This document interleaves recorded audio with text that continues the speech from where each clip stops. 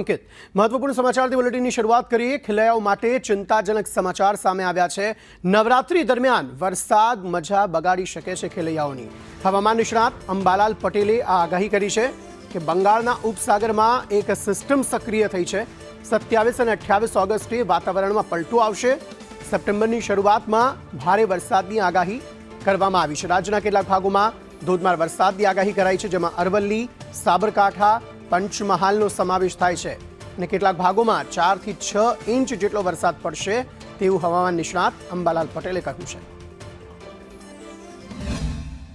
તારીખ 18 થી 30 બંગાળ ઉપસાગરમાં જો સિસ્ટમ બને તો આ સિસ્ટમ નવરાત્રિના ભાગોમાં પણ ભિન્ન ભિન્ન ભાગોમાં વરસાદ લાવી શકે તેમ ગણી શકાય।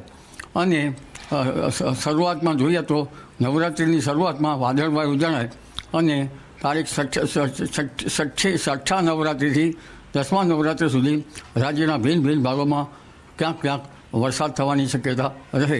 તારીખ 27-28થી લઈને છેક સપ્ટેમ્બરની બીજી સુધી અને ત્યારબાદ સપ્ટેમ્બરની લગભગ 5મી 6થી 10મી સપ્ટેમ્બર સુધી ગુજરાતના ભાગોમાં વરસાદી ઝાપટા પડવાની શક્યતા રહેશે।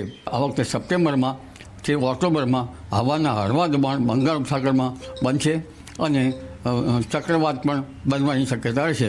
ઉત્તર ગુજરાતના ભાગોમાં કેટલાક ભાગમાં ભારે વરસાદ થવાની શક્યતા રહેશે। બનાસકાંઠાના ડુંગરાળ ભાગમાં ભારે વરસાદ થવાની શક્યતા રહેશે।